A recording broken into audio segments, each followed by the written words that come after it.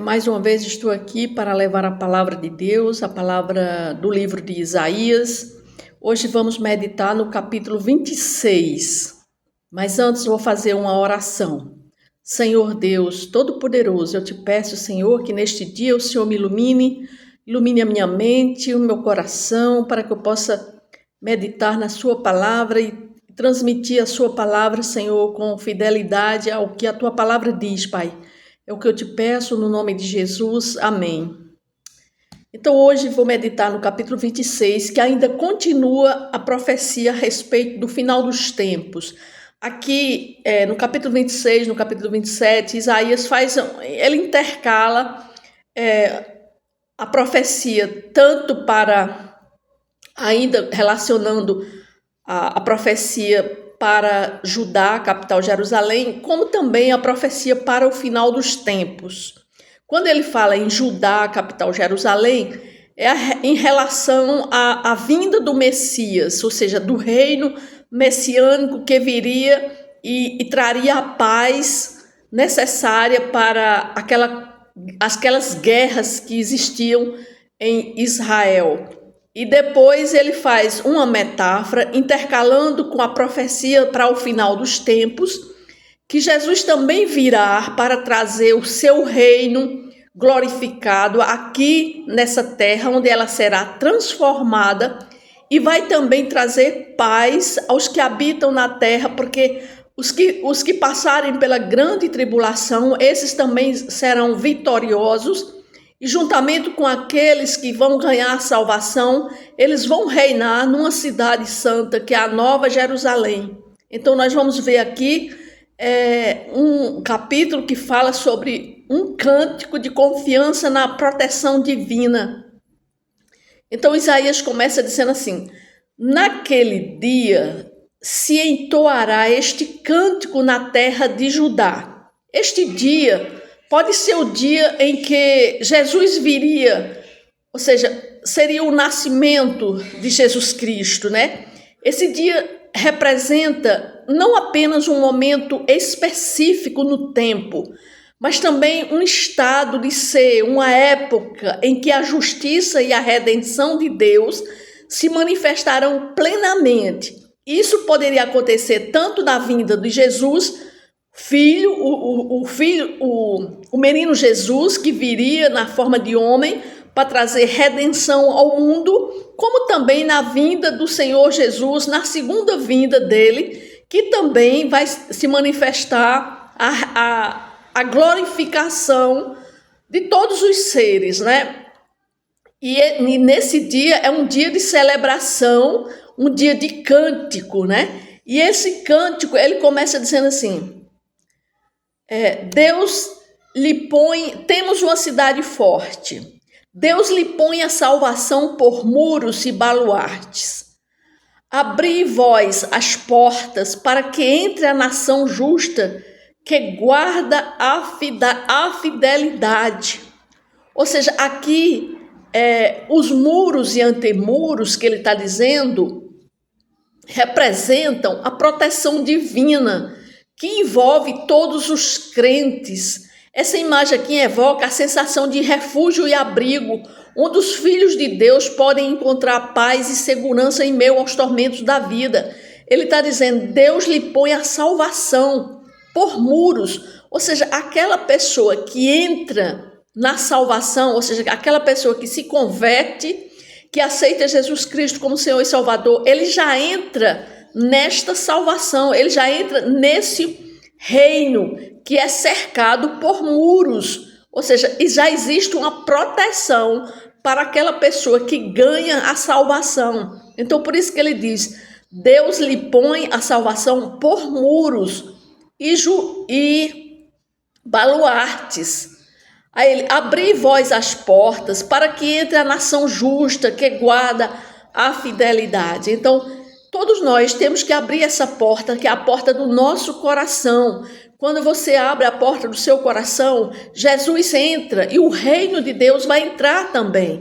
E você vai passar a viver nesse muro. nesse local onde você vai ser arrodeado por muros, que é justamente a proteção de Deus, ou seja, isso evoca uma sensação de refúgio e abrigo. No momento que você entra nesse reino espiritual, no momento da sua conversão, quando você se converte, você entra nesse reino espiritual e aí é onde você vai encontrar abrigo e refúgio, onde os filhos de Deus eles podem encontrar paz e segurança em meio aos tormentos da vida. E você vai passar a viver neste refúgio. O Salmo 91 diz: aquele que abriga no santuário do Altíssimo, ele pode dizer: tu és o meu refúgio, tu és o meu baluarte. Então é isso que Deus é para aquele que se arrepende, que entrega a sua vida para Jesus. Deus ele se torna o refúgio, ou seja, aquela pessoa entra no reino de Deus. Aí no versículo 3 diz assim: tu, Senhor, conservarás em perfeita paz aquele cujo propósito é firme, porque ele confia em ti. Aqui o profeta Isaías está dizendo que aquele que já fez o Senhor Jesus como Senhor e Salvador de sua vida, ele diz que conservará em perfeita paz aquele cujo propósito é firme, ou seja, você tem que andar firme nos caminhos do Senhor, andando, obedecendo a Ele, né, e tendo Ele como seu Senhor e como seu Salvador. Então ele diz: tu, Senhor, ele está se dirigindo a Deus, tu, Senhor, conservarás em perfeita paz aquele cujo propósito é firme, porque ele confia em ti. Aí ele diz no versículo 4, confiai no Senhor perpetuamente, porque o Senhor Deus é uma rocha eterna, porque ele abate os que habitam no alto, na cidade elevada, abate, humilha até a terra e até o pó. O pé a pisará, e os pés dos aflitos e os passos dos pobres. Ou seja, aqui no versículo 4, o que é que ele está dizendo? Ele está dizendo que ele, o Senhor, primeiro ele diz que nós devemos confiar no Senhor perpetuamente. Então é isso que nós devemos fazer, confiar no Senhor perpetuamente. Ele diz: confiai no Senhor perpetuamente, porque aqui ele está destacando a firmeza da fé em Deus, descrevendo ele como uma rocha eterna. Aí ele diz, porque uma rocha é uma coisa sólida, é inabalável. Então, a nossa fé tem que ser igual a uma rocha, né? E nós temos que confiar justamente no Senhor Jesus, que Ele é essa rocha, Ele representa essa rocha. Deus é a fundação inquebrável sobre a qual podemos construir nossa vida. Então, quando nossa vida ela está fundamentada em Deus, nós não precisamos temer as tempestades da vida, porque Ele é a nossa segurança. Então, nós temos que colocar Deus na nossa vida e fazer dele a nossa rocha. Ele é a nossa rocha. Então, quando nós estamos firmados nessa rocha, então nós não temos que ter medo de nada. Ele diz assim, os versículos aqui também falam sobre a humildade, né? Ele diz assim, porque ele abate os que habitam no alto, na cidade elevada, abate-a, humilha. O que é que ele está dizendo aqui? Aqui nós vemos a soberania de Deus sobre todas as coisas.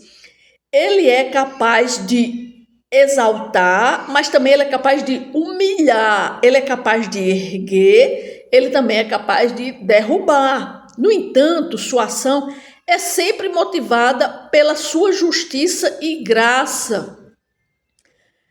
E o versículo 6 diz assim: o pé apisará os pés dos aflitos e os passos dos pobres. Ou seja, aqui nós vemos a promessa que Deus não apenas traz salvação e segurança, mas também levanta os oprimidos e dá esperança aos necessitados. Ele é o Deus que cuida dos mais fracos e vulneráveis, e seus filhos podem confiar plenamente em sua provisão. Então aqui nós vemos que nós somos convidados aqui a unir a nossa voz, né, com um cântico de louvor. Aqui era como se fosse Isaías estivesse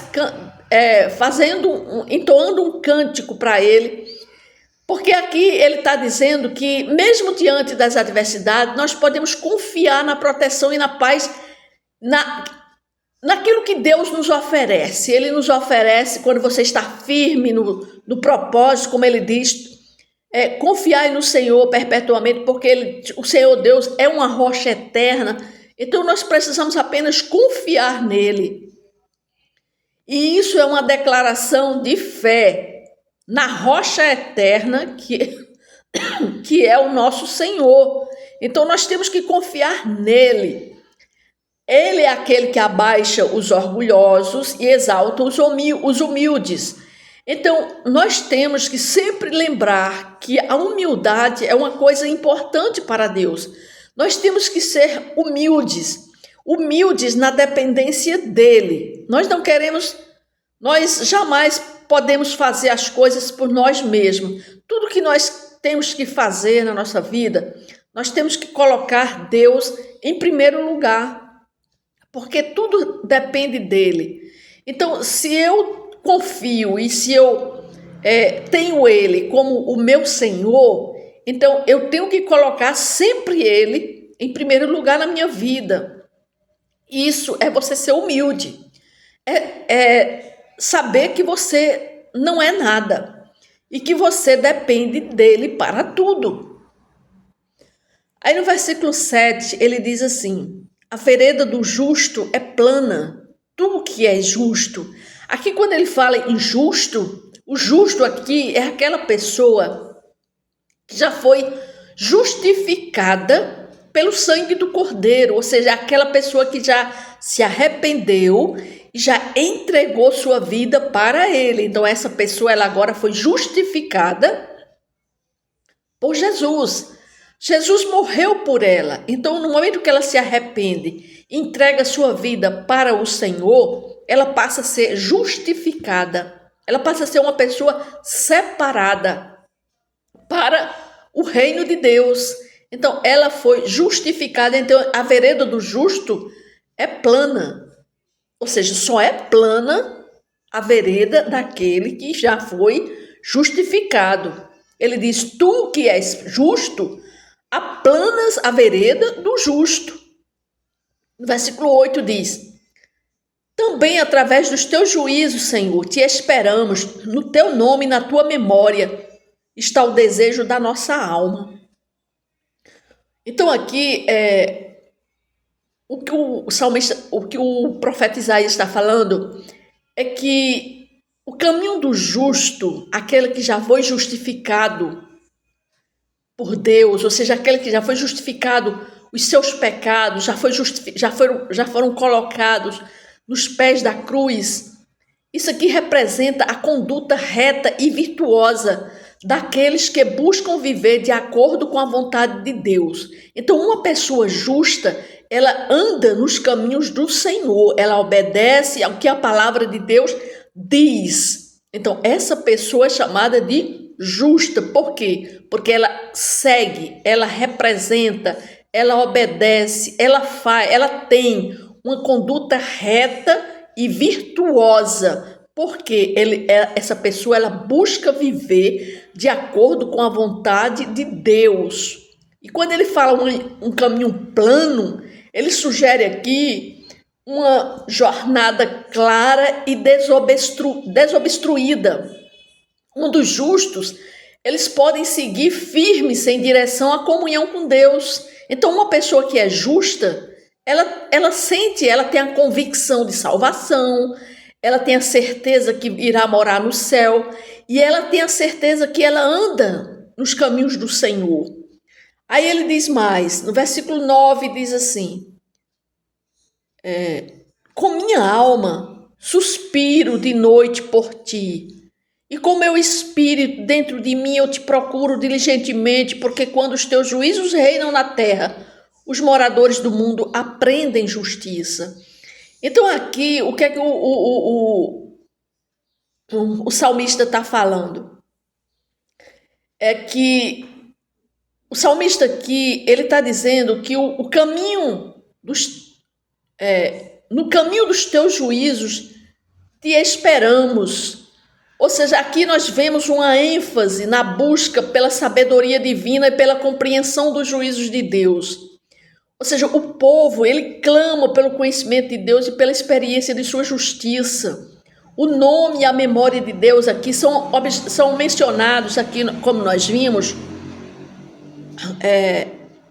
aqui no versículo 8, diz assim: também através dos teus juízos, Senhor, te esperamos, no teu nome e na tua memória está o desejo da nossa alma. Ou seja, isso aqui está falando que os justos, eles anseiam por conhecer a Deus em toda a sua plenitude, buscando sua presença e sua sabedoria em sua vida. Então, uma pessoa, quando ela é justa, ela procura conhecer de Deus, saber de Deus. Ou seja, até na sua memória, né? As coisas de Deus, a pessoa anda querendo aprender de Deus. E aqui nesse versículo 9 também, quando uma pessoa está cheia de Deus, ele diz: com minha alma suspiro por ti. Ou seja, a pessoa tem anseio por Deus, quer saber das coisas de Deus, procura ler sua palavra, procura meditar na sua palavra, ou seja, a pessoa anseia por Deus. Então, aqui nós encontramos uma imagem poderosa de uma pessoa sedenta por Deus, em busca de Deus. Mesmo durante a escuridão, como ele diz assim: com minha alma suspiro de noite por ti. Na terra, não, suspiro e com o meu espírito dentro de mim eu te procuro diligentemente, porque quando os teus juízos reinam na terra, os moradores do mundo aprendem justiça. Então aqui esse profeta está dizendo, né, falando que as pessoas devem viver no mundo assim como ele, suspirando por Deus, querendo conhecer a Deus, querendo saber a manifestação da vontade de Deus. Isso nos lembra que o desejo por Deus e sua justiça não é apenas uma busca individual, mas também um impacto coletivo. Quando buscamos a Deus e vivemos de acordo com sua vontade, nós vamos influenciar o mundo ao nosso redor, inspirando outros também a buscar a justiça divina. Então, quando nós andamos nos caminhos do Senhor e que nós somos abençoados, as pessoas vão ver em nós uma postura e um viver diferente. E essa pessoa vai querer entrar também nesse reino, a buscar esse reino. Então, aqui, nós encontramos aqui que o salmista, o profeta, ele está mostrando, né, como as pessoas devem viver e vão viver no momento quando esse Deus, esse Salvador, ele vir, porque aqui ele começa dizendo que naquele dia se entoará este canto na terra, ou seja, a terra, não somente a terra de Judá, mas toda a terra, no mundo inteiro, iria entoar um cântico pela vinda do Messias, daquele que seria o nosso Salvador. E ele continua falando das pessoas que vão receber esse Salvador como Senhor e Salvador da vida delas. Então aqui no versículo 10 diz assim: ainda que se mostre favor ao perverso, nem por isso aprende a justiça. Até na terra da retidão ele comete a iniquidade e não atenta para a majestade do Senhor. Senhor, a tua mão está levantada, mas nem por isso a vem. Porém, verão o teu zelo pelo povo e se envergonharão, e o teu furor por causa dos teus adversários, que os consuma. Ou seja,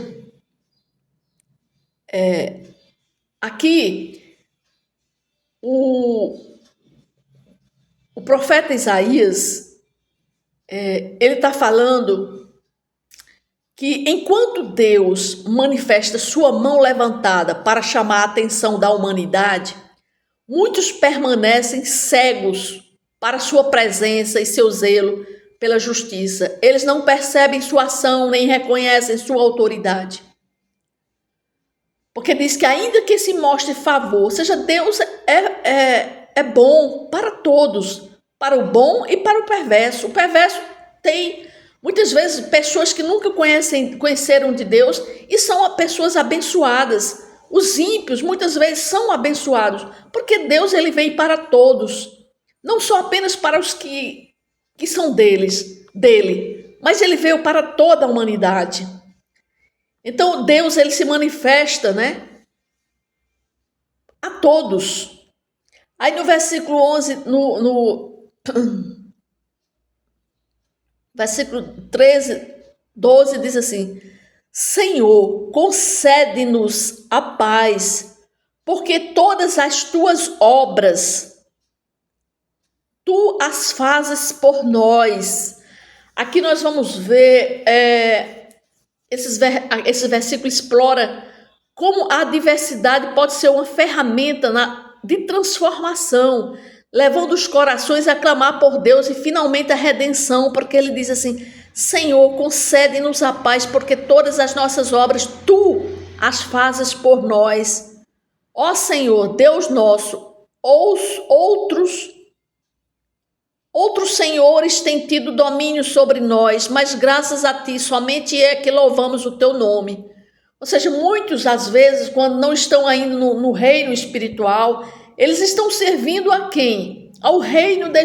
Ao Satanás, o príncipe deste mundo, que cega o entendimento das pessoas e e muitas pessoas vivem enganadas por ele. Mas quando essa pessoa encontra a salvação, quando recebe o Senhor Jesus Cristo como Senhor e Salvador da sua vida, então essa pessoa ocorre uma transformação. E ele diz assim, no versículo 14: mortos não tornarão a viver, sombras não ressuscitam, por isso os castigaste, destruíste, lhes fizeste perecer toda a memória. Isso é o que acontecerá com todos aqueles que não querem saber de Deus, né? Aqui, embora os mortos não voltem à vida, a aflição e o juízo não são o fim da história. Deus é capaz de trazer redenção mesmo nas situações mais sombrias, né? A aflição pode ser um meio pelo qual ele purifica e transforma seu povo, levando a um relacionamento mais profundo com ele. Ele diz: tu, Senhor, aumentaste o povo e tem sido glorificado, e todos os confins da terra dilataste. Ou seja,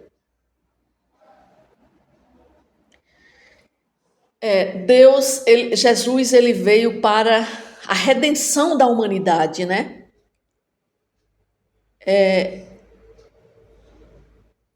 Tu, Senhor, aumentaste o povo. Então aqui nós vamos ver que a vinda do Senhor Jesus Cristo na terra de Judá, ele veio para redimir a todos e aumentar também o número de pessoas para o seu reino, porque ele veio para os seus, para o povo de Judá, para os judeus, mas eles rejeitaram. Então ele veio aumentar esse povo dele através dos gentios, né? Aí no versículo 16 diz assim: Senhor, na angústia te buscaram, vindo sobre eles a tua correção, derramaram as suas orações. Como a mulher grávida, quando se lhe aproxima a hora de dar à luz, se contorce e dá gritos nas suas dores, assim fomos nós na tua presença, ó Senhor. Aqui o versículo 16 ele começa com uma metáfora poderosa. Diz assim: Senhor, na tua angústia, né? Aqui a angústia é comparada ao progresso do parto de uma mulher grávida. Assim como a dor do parto é seguida pela alegria do nascimento, a aflição que o povo estava enfrentando seria seguida, né, por um renascimento espiritual. Ou seja, aquele povo que sofreram tanto lá em Israel, mas depois eles iriam ter um renascimento espiritual com a vinda do Senhor Jesus Cristo. No versículo 18 diz assim: concebe-nos nós e nos contorcemos em dores de parto, mas o que demos à luz foi vento, não trouxemos à terra livramento algum, e não nasceram moradores do mundo. Aqui a metáfora ainda se aprofunda, destacando a futilidade dos esforços humanos para encontrar redenção em si mesmo. O resultado de seus esforços é como dar à luz o vento, algo vazio e infrutífero. Porque ele diz: concebemos nós e nos contorcemos em dores de parto, mas o que demos à luz foi vento.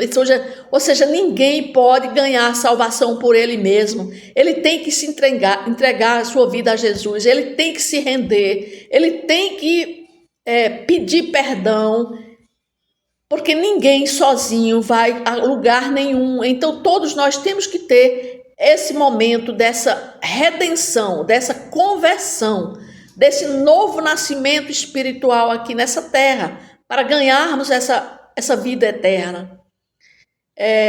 Mas aqui diz assim, no entanto, aqui nós ainda encontramos uma nota de esperança, quando ele diz assim: os vossos mortos e também o meu cadáver viverão e ressuscitarão.